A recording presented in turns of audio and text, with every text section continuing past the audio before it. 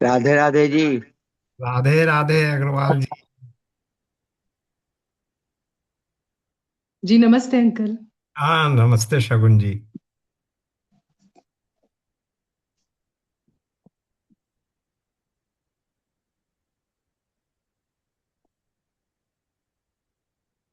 चलिए, आप लोग अपने अपने वीडियो ऑन कर लें। प्रारंभ करते हैं। राधे राधे भैया। हाँ, राधे राधे।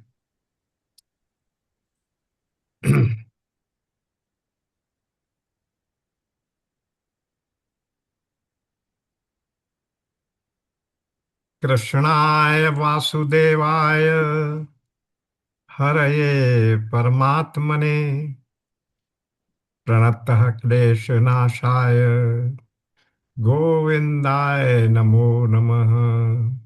गोविंदाय नमो नमः। गुरुर्ब्रह्मा गुरुर्विष्णु गुरुर्देवो महेश्वरः गुरु साक्षात् परब्रह्म तस्मै श्री गुरुवे नमः। श्री गुरुवे नमः।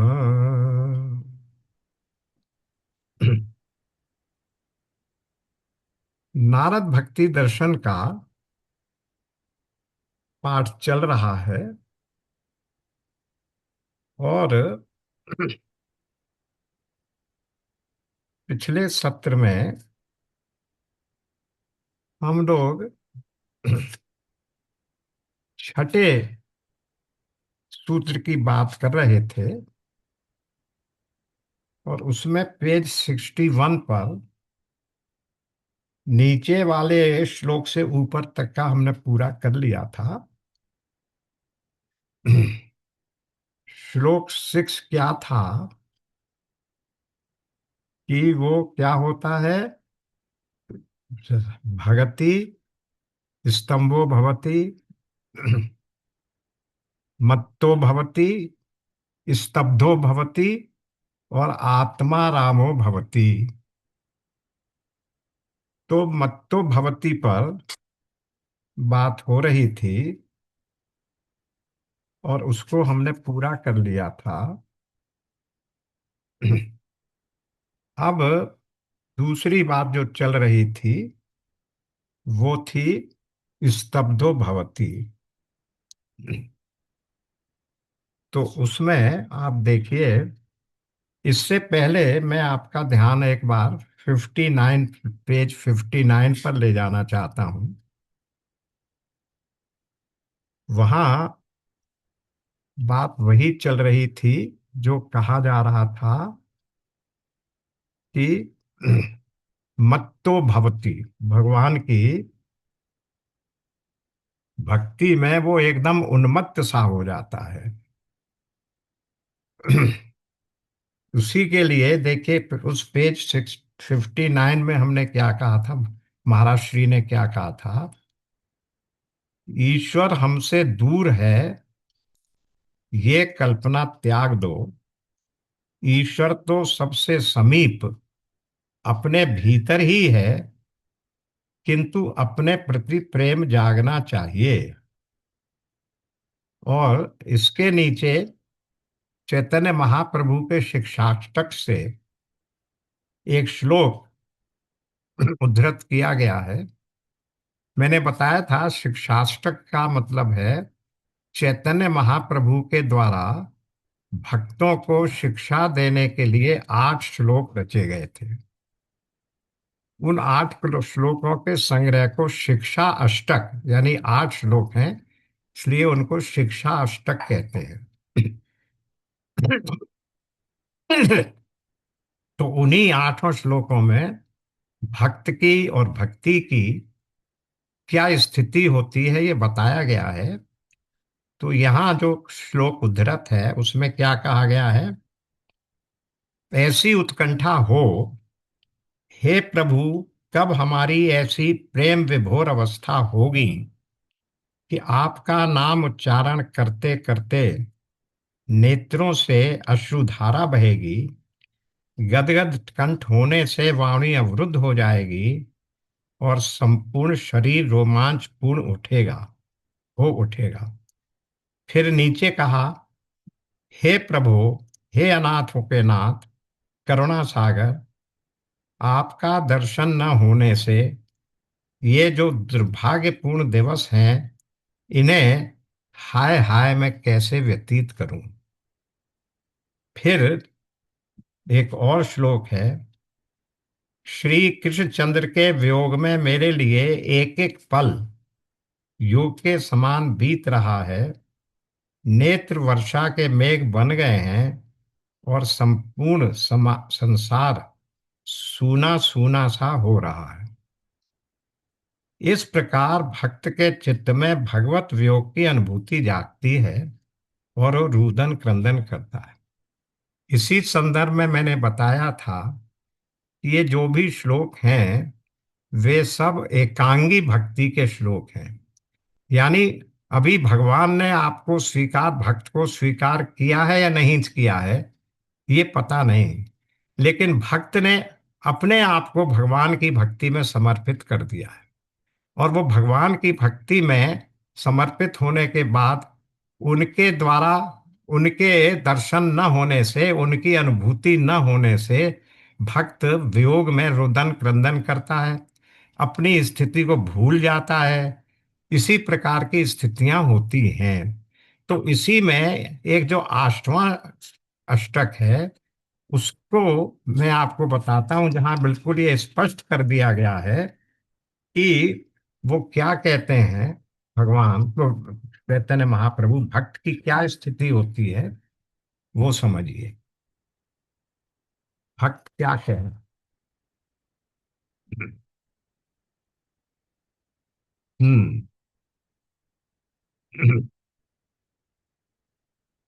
भक्त कह रहा है,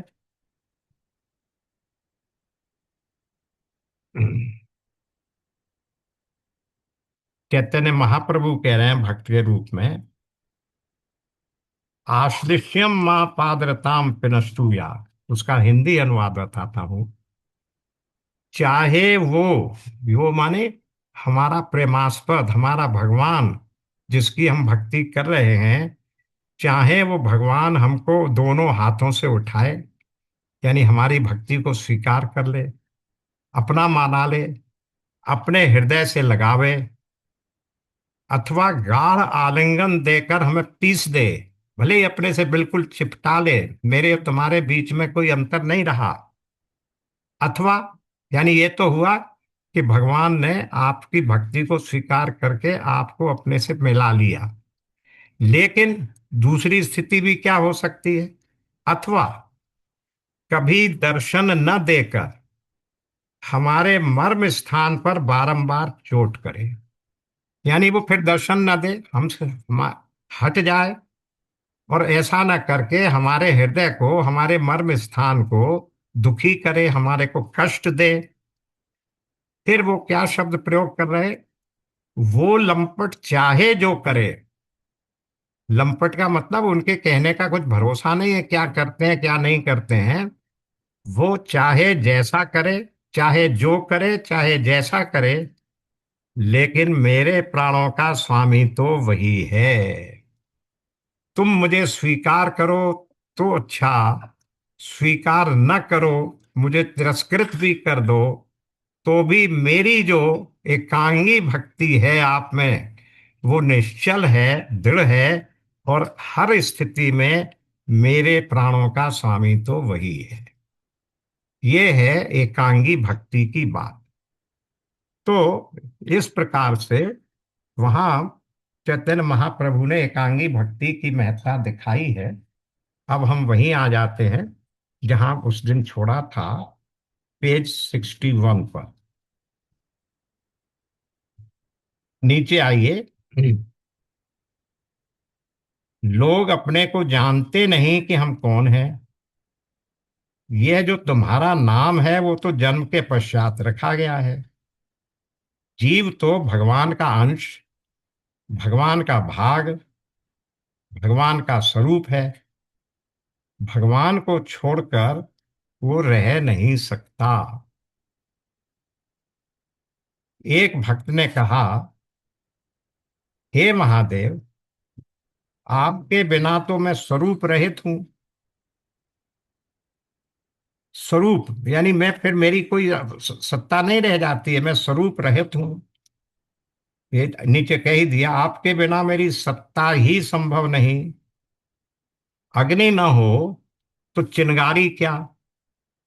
वो कह रहे हैं, क्या कह रहे हैं वो यहाँ, क्या भक्त की क्या बात है कि आपके बिना मैं कुछ नहीं हूं। यानी आप अगर अग्नि के रूप में हैं तो मैं तो एक चिंगारी हूं।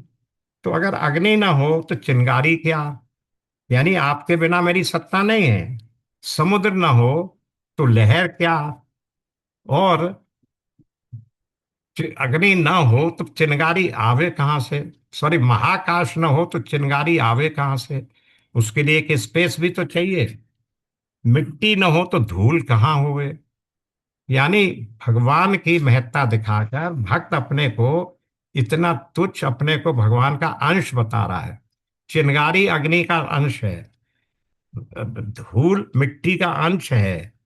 और इसी प्रकार जो दूसरी बात कही, मेरी सत्ता ही संभव नहीं है।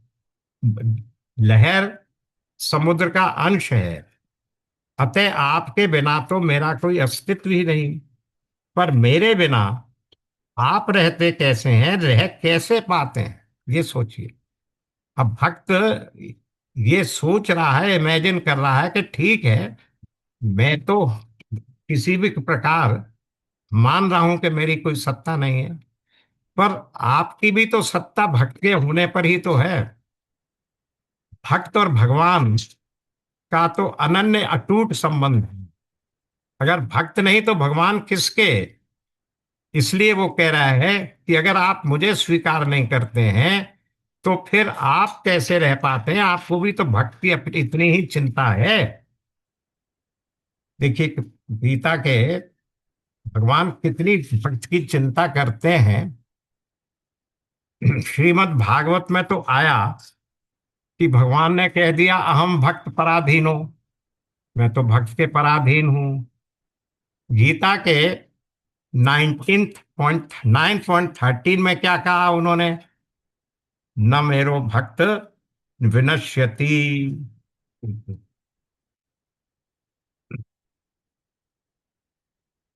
हम्म, ये देखिए 9.31, क्षिप्रम भवति धर्मात्मा शश्वत शांति निगच्छति कौन्तेय प्रतिजाने ही न मे भक्त प्रणश्यति।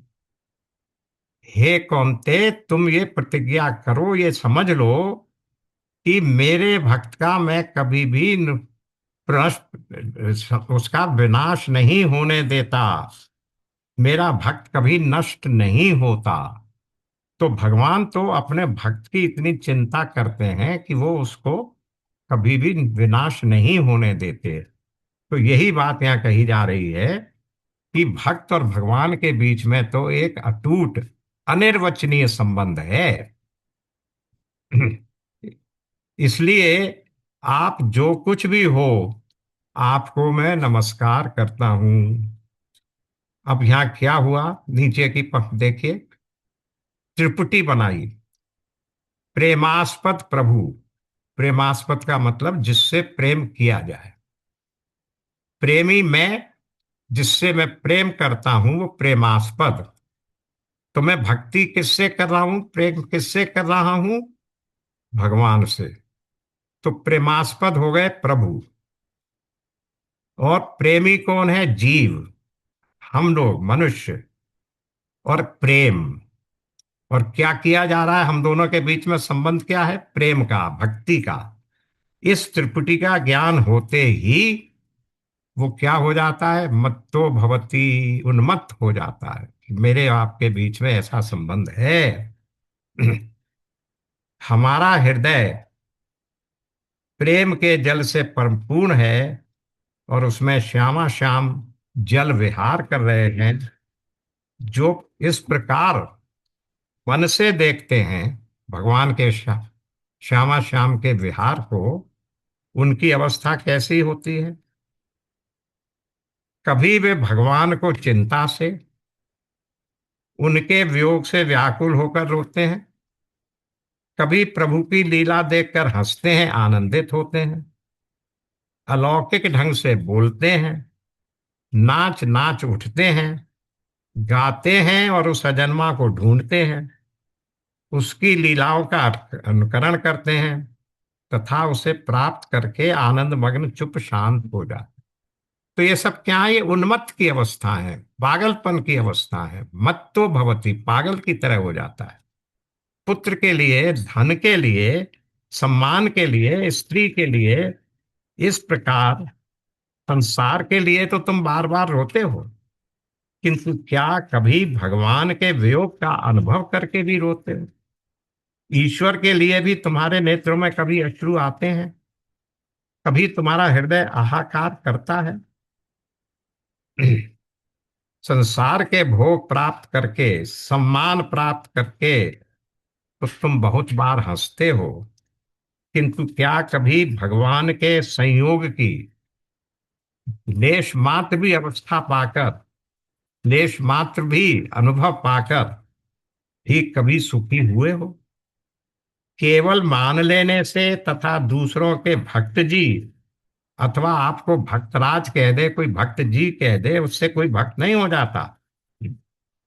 तो फिर क्या होता है? आगे आ जाइए नेक्स्ट पेज पर। श्री चैतन्य महाप्रभु तीर्थ यात्रा करने वृंदावन आए थे। उस समय वृंदावन आज के समान नगर तो था नहीं, केवल वन था।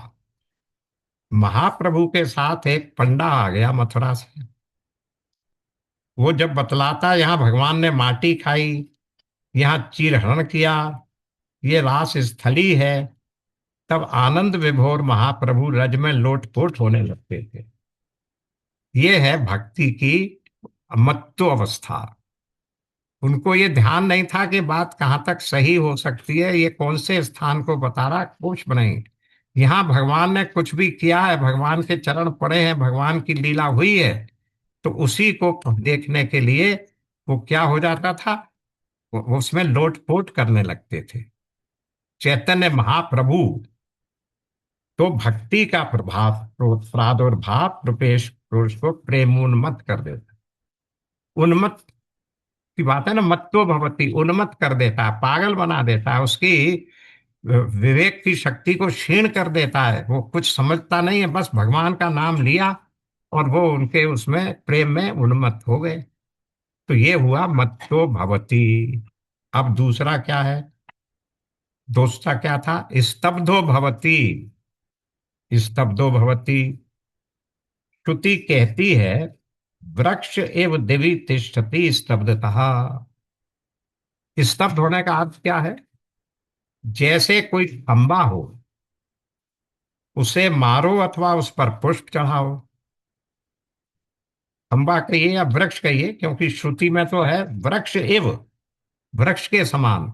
वृक्ष के खंबे पर, वृक्ष के तने पर आप चोट लगाओ या उस पर पुष्प चढ़ाओ, उसकी स्तुति करो या उसकी गाली दो, उसके लिए एक सा है।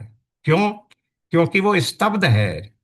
वो, उसको कोई चिंतन नहीं हो रहा है उसमें, उसकी स्थिति बिल्कुल रुक गई है, स्थिर है। और अब इस स्थिरता का, इस स्तब्धता का, कि मैं भगवान के ध्यान में इतना मग्न हो गया, उनके ध्यान में या उनके वियोग से, दोनों ही रूप से व्यक्ति स्तब्ध हो जाता है। जहां उसकी वाणी काम नहीं देती, जहां उसके अंग प्रत्यंग नहीं हिलते, वो केवल एक मूर्ति की तरह रह जाता है। तो देखिए क्या हुआ। इंद्र ने जब ब्रज को बहा देने के लिए रोष में भरकर क्या किया था, प्रलय वृष्टि आरंभ की, तो भगवान ने गोवर्धन पर्वत को उठाकर ब्रज की रक्षा की। सारे ब्रजवासी उस पर्वत के नीचे आ गए थे। नहीं तो सारा ब्रज बह जाता। 7 दिन तक ब्रज ने, तो इंद्र ने प्रलय वर्षा की, प्रलय रूपी वर्षा, जो प्रलय के समय वर्षा होती है वैसी वर्षा की। किंतु भगवान ने उस वर्षा को रोके रखा, वर्षा का कोई प्रभाव नहीं हुआ। भगवान के चक्र ने जितना वर्षा का पानी आता था वो सब उस चक्र को वो चक्र उसको जला देता था। एक बूंद पानी भी गोवर्धन पर्वत के नीचे नहीं गिरा। 7 दिन में इंद्र ने अपनी हार मान ली। और उसके बाद भगवान ने सारे ब्रजवासियों को पर्वत के से बाहर आने के लिए कहा और पर्वत को जहां का तहां रख दिया। ये दृश्य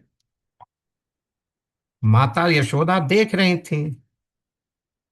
जब इ- इंद्र के द्वारा की गई वर्षा बंद हो गई, सारे ब्रजवासी सुरक्षित निकल आए, भगवान कृष्ण भी पर्वत को यथा स्थान रखकर बाहर आ गए, तो माता यशोदा देख रही थी कि ये कृष्ण ने ऐसा क्या चमत्कार किया। देखिए क्या लिख रहे हैं।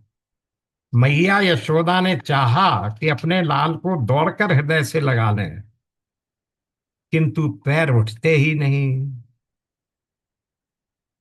हाथ भी नहीं उठते, सिर हिलता नहीं, बोला भी जाता नहीं। यहां तक कि संकेत से या बोलकर भी अपने गोपाल को समीप बुलाने में मैया असमर्थ हो गई। यानी वो बिल्कुल जड़ समान हो गई। तो ये जड़ता काहे से आई? वो जो भगवान के प्रति उनका मन, उनके मन में जो वात्सल्य भाव जागृत हुआ, जो भक्ति भाव जागृत हुआ, जो प्रेम भाव जागृत हुआ, उस प्रेम भाव के प्रभाव से वो स्वयं जड़ हो गई। इसी को कहा स्तब्धो भवति। स्तब्ध का अर्थ ही है कि जड़ के समान आप निष्क्रिय हो जाएं, कुछ भी ना कर पाए, मूर्ति की तरह स्टैचू बन जाए। उदाहरण वही दिया गया ना, वृक्ष एव देश दिव्य तिष्ठति स्तब्ध, वृक्ष के समान। उसे मारो अथवा उस पर करो कुछ, उसके ऊपर प्रभाव नहीं होता। तो जब खुद श्याम सुंदर ने ये देखा कि मैया मेरी ओर देख रही है किंतु कुछ कह नहीं पा रही है, स्तब्ध हो गई है, तब वो दौड़कर स्वयं गए और मैया से जाकर लिपट गए। तो ये संचारी भाव है। यानी इस प्रकार की भक्ति से संचार होकर वो दूसरा व्यक्ति, यानी वो व्यक्ति भगव इस भक्ति के कारण वो अपने आप को नहीं, वो व्यक्ति निष्क्रिय हो जाता है, स्तब्ध हो जाता है, जड़ के समान हो जाता है। अब आप देखें, एक बात और यहाँ वृंदावन में मानी जाती है कि वृंदावन के वृक्ष, लता, पाषाण, ये जड़ नहीं है। ये वृंदावन के सब भक्त हैं, लेकिन उस भक्ति के कारण वे सब स्तब्ध भाव में हैं, जड़ की तरह हो गए हैं, स्तब्धि भाव को प्राप्त हो रहे हैं, पर वो वृक्ष और लता नहीं हैं, वो सब भगवान के भक्त ही हैं। कितनी ऊंची दृष्टि है भक्त की, कि भक्ति से हम बिल्कुल जड़ के समान वृक्ष और लता हो गए। लेकिन यहाँ वृक्ष और लता को कोई मानता नहीं है कि ये जड़ वस्तु है, इसको हम काट दें। अभी कुछ दिन पहले, वास्तविक घटना बता रहा हूं, यहाँ एक व्यक्ति ने चश्मा बनाने की, यानी ऑप्टिकल की दुकान खोली, चश्मा और लेंस वगैरह बनाने की। उसने अपना प्रचार करने के लिए जगह जगह वृक्षों के ऊपर अपने वो लकड़ी के बनाए हुए पोस्टर, टीन के बनाए हुए पोस्टर कील से ठुकवा दिए। उसके विरोध में इतना वो आंदोलन हुआ कि तुम ये ऐसा कैसे कर सकते हो कि तुम वृक्षों को कील से ठोककर उनमें से रक्त प्रवाहित करा रहे हो। उसको सब हटाने पड़े।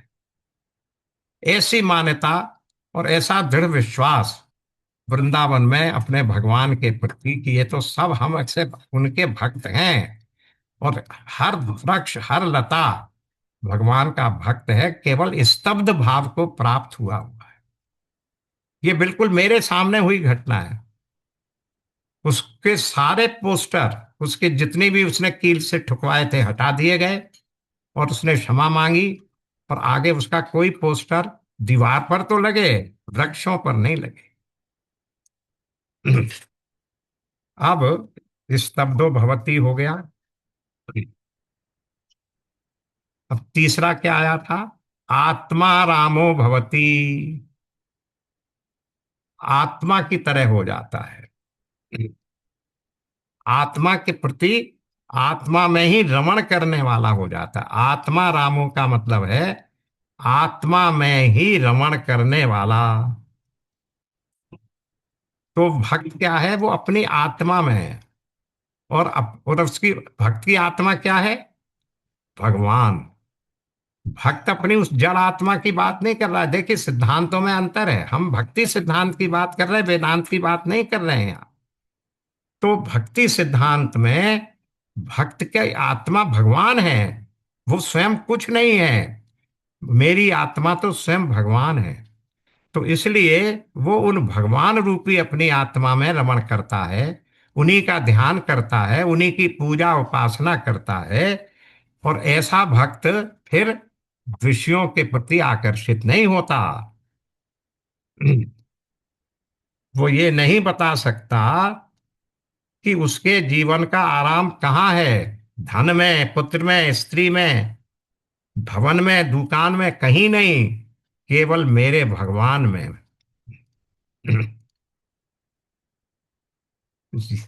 तो इस प्रकार से भक्त न इंद्रियाराम होता है, न विषयाराम होता है। विषयाराम तो हुआ हम बाहर की कामनाओं की पूर्ति करें। इंद्रियाराम अपने इंद्रियों की कामना की पूर्ति करें। मुझे अच्छा भोजन चाहिए, मुझे अच्छे वस्त्र चाहिए, मुझे जो अच्छी एंटरटेनमेंट चाहिए, इत्यादि इत्यादि। तो ये हुआ इंद्रियाराम। और विषयाराम, मुझे अच्छा घर चाहिए, मुझे अच्छी कार चाहिए, मुझे दूसरी चीजें चाहिए। विषय शब्द स्पर्श रूप रस गंध से संबंधित, वो विषयाराम हो गया। तो क्या बता रहे हैं कि भक्त न विषयाराम है, न इंद्रियाराम है।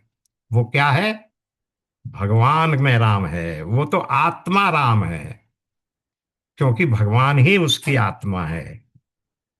भक्त को आराम पाने के लिए न इंद्रिय तृप्ति चाहिए, न भोग संग्रह।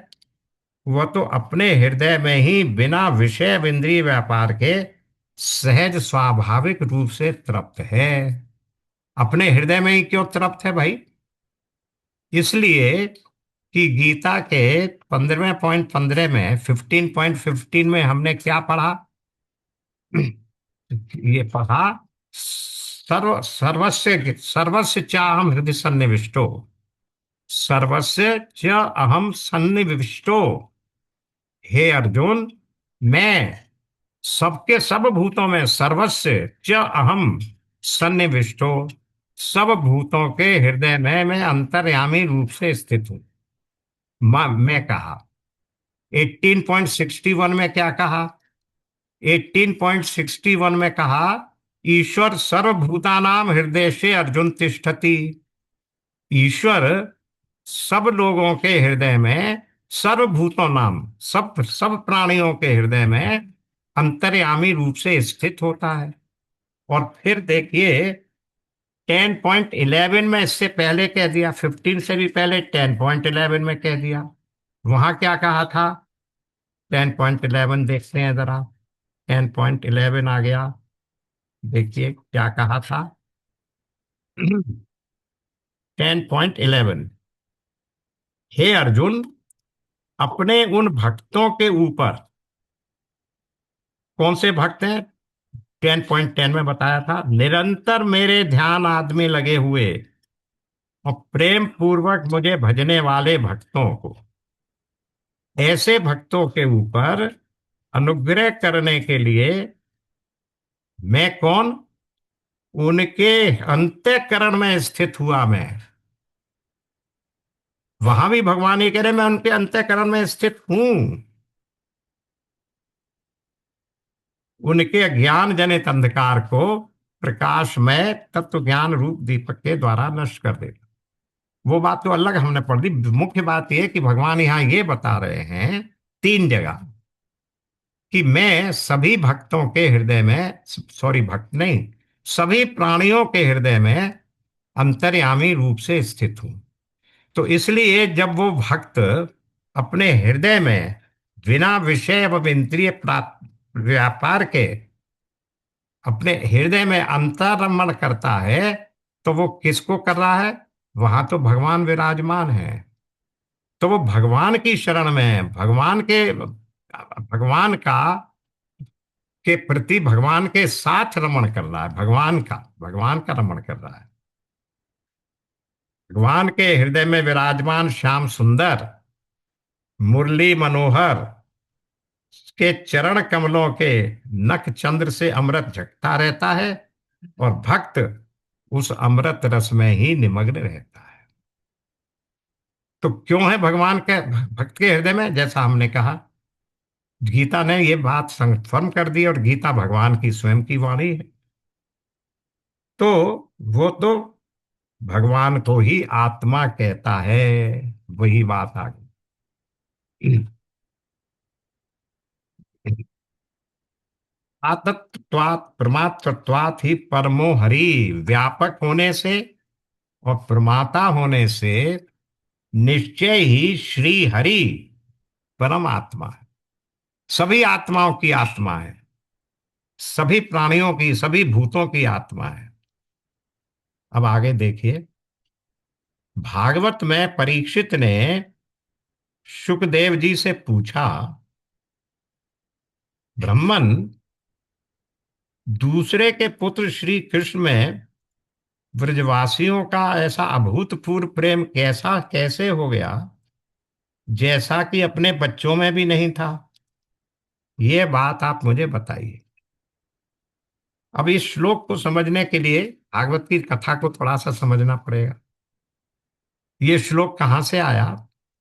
ये श्लोक वहां से आया जहां ब्रह्मा जी ने भगवान की भगवत्ता का को न समझते हुए उनकी परीक्षा लेने के लिए अपने मूल भाव से ये सोचकर कि ये भगवान कैसे हो सकता है, जो व्यक्ति एक दूसरे साथी के गले में गई हुई झूठी छाछ को अपने को निकाल कर और अपने गले में पी रहा है, ऐसा व्यक्ति भगवान कैसे हो सकता है?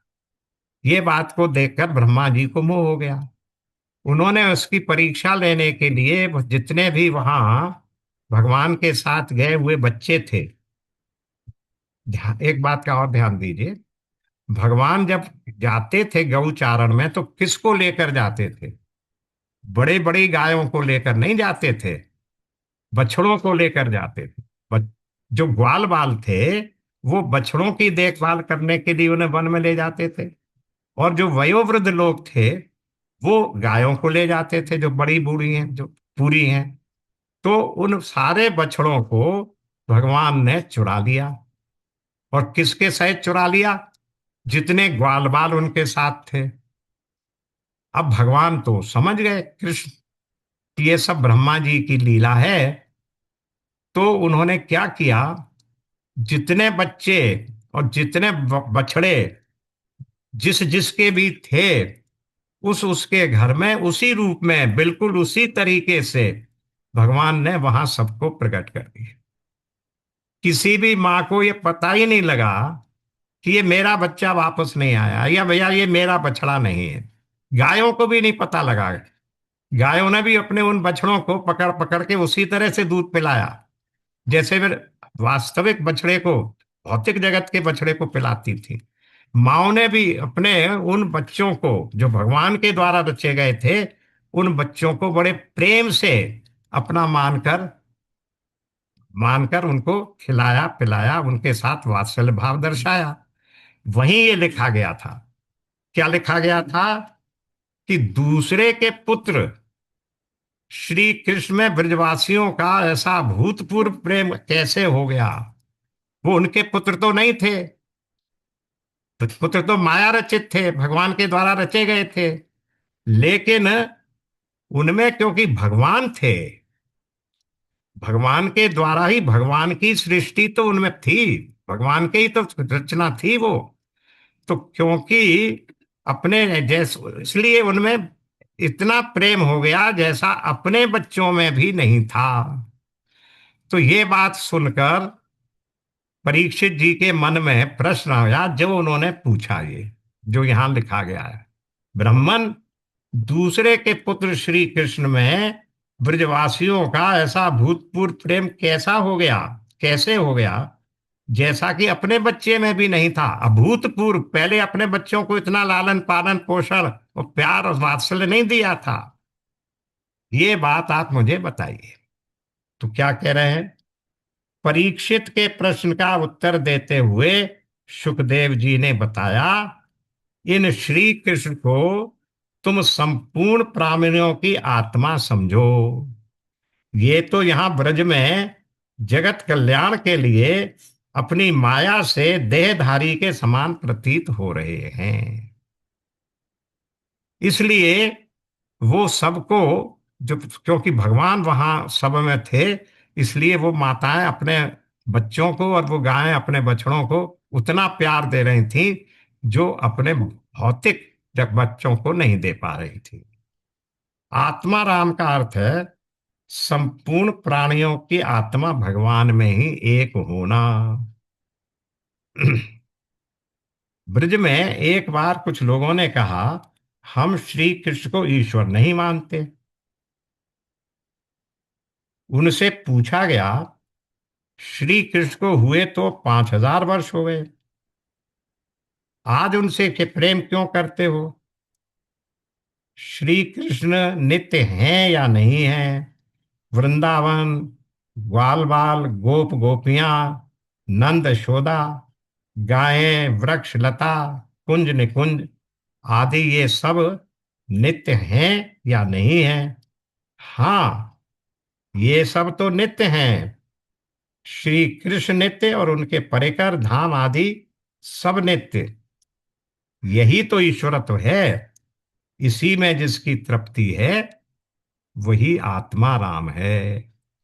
तो इस प्रकार छठे श्लोक में तीनों परिस्थितियां उन्होंने बता दी। सबसे पहले मत्तो भवति, उसके बाद स्तब्धो भवति, और उसके बाद आत्मा रामो भवति। अब इसके बाद हम प्रवेश करते हैं 7वें श्लोक में। 7वां श्लोक क्या कह रहा है, उससे पहले देखिए, बैकग्राउंड देखिए। पहले देखिए 7वां श्लोक है क्या। नीचे आइए थोड़ा, नेक्स्ट पेज पर। स न कामयमाना निरोध रूपत्वात्। स माने वो भक्ति कामना वाली नहीं है। यानी उस भक्ति में, भक्त के हृदय में, जब वो भक्त ऐसी, जिस प्रकार की भक्ति की जा रही है, जिस प्रकार की भक्ति का की प्रशंसा में नारद जी ने ये पूरा ग्रंथ 84 श्लोक रचे हैं, नारद भक्ति सूत्र, उस भक्ति में कामना का कोई स्थान नहीं है। वो भक्ति कामना वाली नहीं है, उसमें कोई कामनाएं नहीं है, कोई इच्छाएं नहीं है, किसी प्रकार की लोभ नहीं है, तृष्णा नहीं है। क्यों नहीं है? क्योंकि वो निरोध रूपा है। क्योंकि उस भक्ति में निरोध है। अब इस निरोध को देखेंगे। पहले ऊपर अब जो इस श्लोक का बैकग्राउंड बताया जा रहा है उसे पढ़िए। अब निरोध अधिकरण प्रारंभ होता है। अब तक भक्ति के जो लक्षण बतलाए वे अनुरोधी लक्षण हैं। अनुरोधी का मतलब अनुरोध कर रहे हैं कि उनमें क्या क्या होता है, भक्ति में क्या क्या होता है, ये बताया गया। अब ये बता रहे हैं कि भक्ति में क्या नहीं होता। ये बतलाना इसलिए आवश्यक है कि प्रेम तथा कामना निकट निकट रहते हैं, इनकी पहचान संसारी पुरुष के लिए बहुत कठिन है। प्रेम कामना के रूप को ही हम प्रेम समझ लेते हैं, इसलिए कह रहे हैं हमारी जो कामनाएं हैं उनको हम ये समझ लेते हैं कि ये तो हमारे लिए भगवान की भक्ति है या प्रेम है। उड़िया बाबा जी महाराज कहते थे कि प्रेम और काम में बाल बराबर अंतर है, बहुत ही सूक्ष्म अंतर है, सटल डिफरेंस है। श्याम और काम, श्याम का मतलब भक्ति और काम का मतलब कामना, पिता पुत्र हैं, अतः दोनों श्याम वर्ण हैं, दोनों अनुपम सुंदर हैं। तब इनका सर्वव्यापक लक्षण क्या है? सॉरी, व्यावर्तक, इन दोनों को एक दूसरे से फर्क इनमें कैसे समझें? What is the distinction between these two?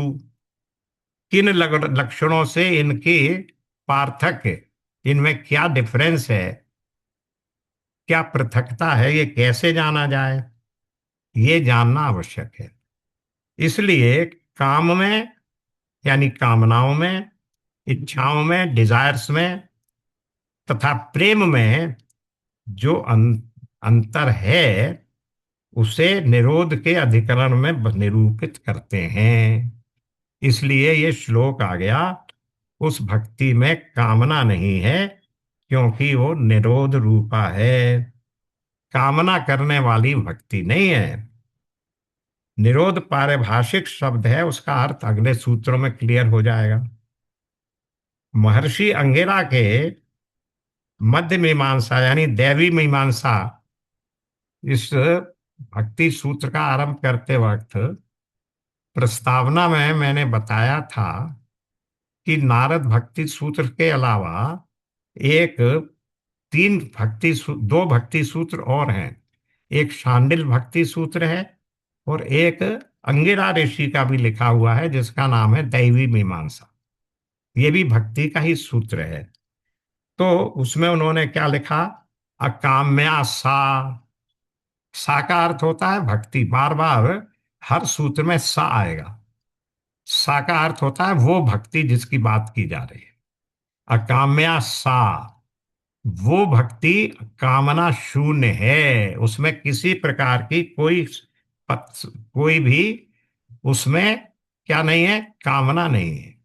अपने लिए किसी प्रकार की कामना, मुझे इस भक्ति को करके मुझे ये प्राप्त हो जाए, ऐसा कुछ नहीं है। तो प्रेम का मार्ग है प्रियतम को सुख पहुंचाना। ये तो हुआ प्रेम का, भक्ति का। यही देखिए, प्रेम जब तक मनुष्यों से है, जीवन जीवों से, प्राणियों से है, तब तक वो प्रेम कहलाता है। लेकिन वही भाव जब भगवान से हो जाता है तो हम उसे भक्ति कहते हैं। तो प्रेम और भक्ति में केवल इतना ही अंतर है कि सांसारिक व्यक्तियों वस्तुओं से प्रेम कहलाता है हमारा लगाव, और भगवान से हमारा लगाव, भगवान के प्रति हमारी आसक्ति, वो भक्ति कहलाती है। तो ये क्या कह रहे हैं कि प्रेम का मार्ग प्रियतम को सुख पहुंचाना, जिससे हम प्रेम करते हैं, और कामना का मार्ग है स्वयं सुख का उपभोग करना। मेरी ये कामना पूरी हो जाए जिससे मुझे ये सुख मिले। ये बार बार हम गीता में देख चुके हैं।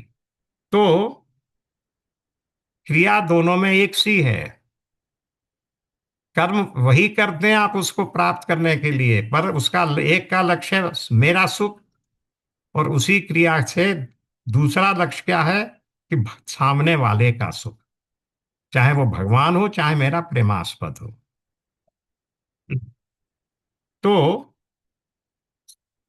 संत अगर किसी के घर में आया, तो देखिए यहाँ उन्होंने एक उदाहरण दिया, पूरा नहीं पढ़ रहा हूँ, छोटी सी बात बता देता हूँ कि संत को आसन दिया, रोटी बनाई, खिलाई, लेकिन जितनी रोटी बनाई वो सब संत भूखे थे, खा गए, कुछ बचा नहीं। इससे जो प्रेमी था उसे बड़ी प्रसन्नता हुई। क्या, मेरा सौभाग्य, भूखे संत की सेवा का सुअवसर प्रभु ने मुझे दिया। उसमें उसे प्रसन्नता हुई, क्योंकि अपना, अब वो भी भूखा रह जाएगा, लेकिन उसकी चिंता नहीं है। दूसरे के सुख को सुख मानने वाले को ही भक्ति कहते हैं। तत् सुख सुखित्वम, उसका सुख मेरा सुख है। तो उनको सुख मिला, इससे उसको सुख मिल रहा है। वो स्वयं खुद भले ही भूखा रह गया, उसकी उसको चिंता नहीं है, उससे उसे दुख नहीं हो रहा है।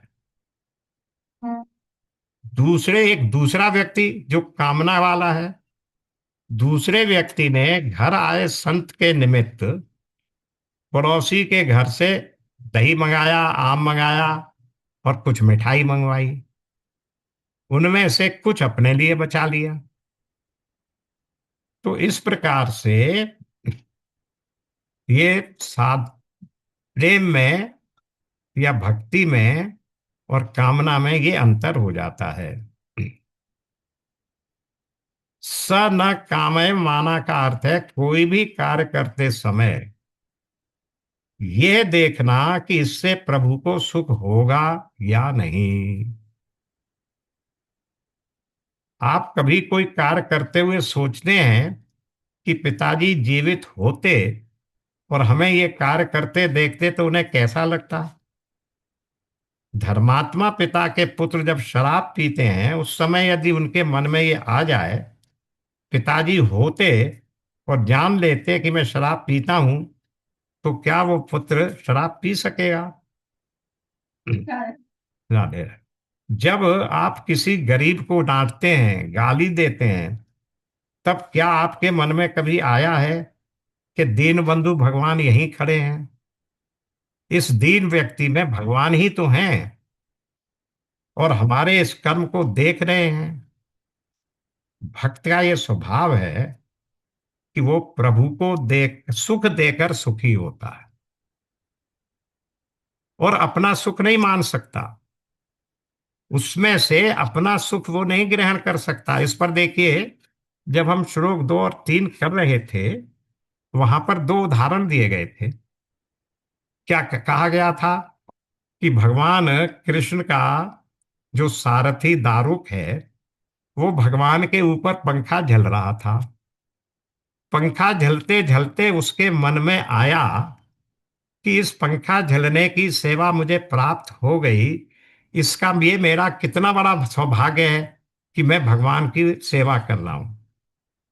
ये क्या हुआ? उस भक्ति में कामना आ गई। वो भगवान की सेवा कर रहा है, पर उस सेवा से सुख अपने को प्राप्त कर रहा है, ये नहीं। इसी तरह एक दूसरा उदाहरण भी दिया था वहां भगवान, कि वो पंखा झलते झलते भगवान की, उनके मन में इतनी वो आ गई, भगवान की भक्ति से इतने आरोपित हो गए कि वो गिर पड़े। किस लिए आरोपित हो गए? करे आज मुझे ये अवसर मिल रहा है कि भगवान और भगवान के इन भक्तों को मैं सेवा कर रहा हूं, पंखा झल रहा हूं। जब उन्हें होश में लाया गया तो उसके बाद उनसे कह दिया गया कि अब तुम पंखा झलने की सेवा करने के पात्र नहीं रहे, क्योंकि तुम उस सेवा में भी अपना स्वार्थ देख रहे थे। ये बात यहां है। तो यही बात है कि अपना सुख नहीं देखा जाएगा सेवा में, भगवान की भक्ति में। उसमें से मुझे सुख मिल रहा है, नहीं।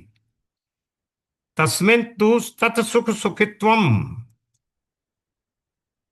क्या, तुम तुमको जिसमें सुख मिले वही मेरा सुख है। तत्सुख, तत् माने वो, उसको, वो मेरा सुख है। तस्में अस्तु, जिसमें ये विश्वास हो। मीरा जी क्या कहते हैं? जा भेसा हमारा साई रीझे सोई भेष धराऊंगी। जिस भी वेश में मेरा भगवान प्रसन्न होवे, मैं तो वही वेश धरा दूंगी। वो अगर मुझे बेचना चाहे तो मैं बिक जाऊंगी। आगे का पद में, उस पद में दूसरी पंक्ति आती है। तो पूर्णतः भगवान के सुख के लिए अपने आप को समर्पित कर देना, और उस सुख में से अपने लिए कुछ भी प्राप्त नहीं करना ही क्या है? अकाम्या भक्ति, जिसमें अपने सुख के लिए कोई कामना नहीं है। श्री कृष्ण, एक दिन अर्जुन ने श्री कृष्ण से पूछा, तुम ये रात दिन गोपी गोपी क्यों करते रहते हो? किसी के प्रेम की चर्चा आई और तुम उसका कंपैरिजन करने लगते हो, गोपियों की प्रशंसा करने लगते हो। गोपियों में ऐसी क्या विशेषता है? श्री कृष्ण बोले, और नहीं, यही नहीं, गोपियों में ऐसी क्या विशेषता है, और द्वारका की रानियों और पटरानियों में क्या कमी है जो उनके सामने तुम गोपियों की प्रशंसा करते हो, इनकी कभी प्रशंसा नहीं करते? तो भगवान ने क्या उत्तर दिया? पार्थ, गोपियों की बात मत पूछो। गोपियां तो अपने शरीर की भी सेवा इसलिए करती हैं कि वो शरीर उनका नहीं, मेरा है। जैसे एक भक्त अपने भगवान की पूजा के लिए प्रयोग में आने वाले पूजा के पात्रों को नित्य धो मांज कर चमका कर रखता है, उसी प्रकार ये गोपियां अपने शरीर को, यद्यपि मैं वहां नहीं हूं, वो मेरे वियोग में दुखी हैं, किंतु फिर भी अपने शरीर को रखे हुए हैं, साज श्रृंगार करती हैं। क्यों? कि अगर भगवान किसी दिन आ गए तो हमें ऐसा दीन दुखी देखकर तो उन्हें बहुत दुख होगा। इसलिए जिसमें उनको सुख लगे हम वैसा रूप बनाकर रखेंगे। जा भेसा मारा साई श्रीजे, जिस वेश में मेरा साई रीजे, मैं वही वेश धरूंगी। भले ही मेरे अंतर में दुख है, वियोग का दुख है, पर उससे कोई चिंता नहीं है। तो ये बात भगवान ने कह दी। वो मेरी सेवा इसीलिए करती हैं कि वो मानती हैं कि शरीर पर उनका अधिकार नहीं है। ये शरीर तो भगवान का है, कृष्ण का है, इसलिए वो उसे साथ संवार कर रखती हैं। हमें आत्महत्या करने का भी कोई हक नहीं है, हमें अपने शरीर को दुर्बल बनाने का भी कोई अधिकार नहीं है, क्योंकि ये शरीर हमारा है ही नहीं। उनकी सुख के लिए हम ये साज साज श्रृंगार भी करती हैं, अपने शरीर को स्वस्थ भी रखती हैं। तो वो गोपियां तो ऐसी हैं। फिर क्या कहा भगवान ने आगे की लाइन? उन गोपियों से अधिक मेरे अत्यंत गूढ़ प्रेम का पात्र कोई दूसरा नहीं है। वो गोपियां मेरे लिए इसीलिए इतनी अधिक मेरे प्रेम की पात्र है। यहां क्या हुआ? ये एकांगी भक्ति नहीं रही, द्व्यंगी भक्ति हो गई। गोपियां भगवान को प्रेम करती हैं, उनके सुख के लिए अपने सुखों से अपने आप को वंचित रखती हैं, अपने सुखों का त्याग करती हैं, अपनी कामनाओं का त्याग करती हैं, और भगवान उनको उनको अपना सबसे बड़ा प्रेम पात्र मानते हैं। भगवान उनकी भक्ति को स्वीकार करते हैं। तो ये हो गई द्व्यंगी, भक्त और भगवान एक दूसरे के भक्त हो गए। गोपियां चलते बैठते खाते पीते घर का काम करते भी ध्यान रखती थीं कि वे सब काम कृष्ण के लिए करती हैं। उनका स्नान भोजन श्रृंगार सब इसलिए था कि ये शरीर कृष्ण का है। गोपियां सब चाहती थीं कि सब लोग कृष्ण से ही प्रेम करें, कोई ऐसा ना बने जिसे देखकर श्री कृष्ण के प्रेम में किसी के प्रति अरुचि हो। इसलिए वो अपने आप को सब अच्छी अवस्था में सुंदर सहज रूप में रखते थे। ब्रज में कोई कृष्ण से कुछ मांगता नहीं, वहां तो सब कृष्ण को देते हैं। इसीलिए कहा गया ना, अकाम्या, उसमें कोई अपने लिए कामना नहीं है। देव उसके तत् सुख सुखित्वम। फिर आगे एक और दृष्टांत दे रहे हैं। जब ब्रह्मा जी को, जब भगवान नरसिंह ने हिरण्यकशिपु को मार डाला, तब भगवान का क्रोध शांत करने के लिए ब्रह्मा जी ने प्रहलाद को भेजा। प्रहलाद को देखते ही नरसिंह भगवान शांत हो गए। प्रहलाद ने स्तुति की तो भगवान नरसिंह ने उससे वर मांगने को कहा। प्रहलाद क्या बोले? प्रभु, मैं आपका निष्काम भक्त हूं और आप मेरे अनन्य आश्रय हैं, स्वामी हैं। अनन्य आश्रय का मतलब ना अन्य, आपके अतिरिक्त मेरा और कोई आश्रय नहीं है। मैं किसी और की शरण में नहीं जाता हूं, किसी और को अपना आश्रय दाता नहीं समझता हूं। आप ही की शरण में हूं। राजा तथा सेवक के समान आप राजा हैं, मैं आपका सेवक हूं। हम में और कोई स्वार्थ का संबंध नहीं है, मुझ में कोई स्वार्थ नहीं है। सेवक की बात आई तो रामचरितमानस में क्या कहा गया है? सेवक धर्म बड़ा कठोरा। सेवक का धर्म बहुत कठोर होता है। क्यों होता है? तत्सुख सुखित्वम। अपने आप को कष्ट देकर भी सेवक को यह ध्यान रखना पड़ता है कि स्वामी को सुख कैसे मिलेगा। भगवान राम और सीता श्रृंगवेरपुर में गंगा जी के किनारे विश्राम कर रहे हैं और लक्ष्मण जी वहां जगे हुए निषाद राज के साथ बैठकर क्या कर रहे हैं? पहरा दे रहे हैं। और इसी प्रकार पूरे 14 वर्ष लक्ष्मण जी सोए नहीं है। ये है सेवक धर्म कठोरा। तो फिर अभी इसी श्लोक को आगे बढ़ा देते हैं। वहां क्या कह रहे हैं? प्रहलाद ने आगे क्या कहा? वरदान देने वालों के शिरोमणि, और कोई स्वार्थ का संबंध नहीं है। उसमें उन्होंने एक और बात कही थी जो यहां नहीं आई, कि यदि आप मुझे कुछ देना चाहते हैं, हाँ नीचे आई गई है, वरदान देने वालों के शिरोमणि, यदि आप मुझे वरदान देना चाहते हो तो मैं क्या वरदान मांगता हूं? मेरे चित्त में कभी कोई कामना अंकुरित न हो, कभी किसी चीज की प्राप्ति की इच्छा ही नहीं हो। जब आपको प्राप्त कर लिया तो फिर प्राप्तव्य रह क्या गया? भगवान को प्राप्त करने के बाद, भगवान के द्वारा अपने को मुझे स्वीकार कर लेने के बाद फिर मेरे लिए और क्या प्राप्तव्य रह जाता है? इसलिए फिर कोई कामना है ही नहीं। फिर भी कभी कोई कामना हो सके, इसलिए मैं आपसे वरदान मांगता हूं कि मेरे चित्त में कभी कोई कामना अंकुरित भी न हो। तो क्या हुआ? न स कामय माना। भक्ति में कोई कामना नहीं है। भक्ति श्री कृष्ण की पत्नी है और काम श्री कृष्ण का पुत्र है।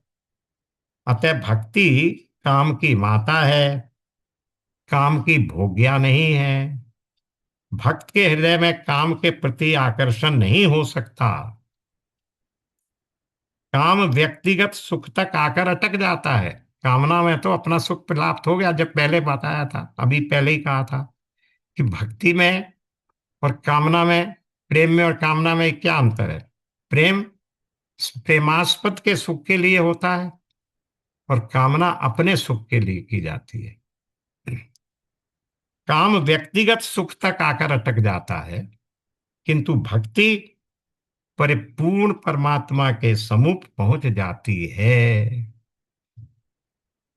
इस प्रकार अभी ये भक्ति की क्या बात आ रही थी? अकाम्या सा, उसमें कोई कामना नहीं है। इसी बात का की विवेचना, इसी बात की व्याख्या चल रही है।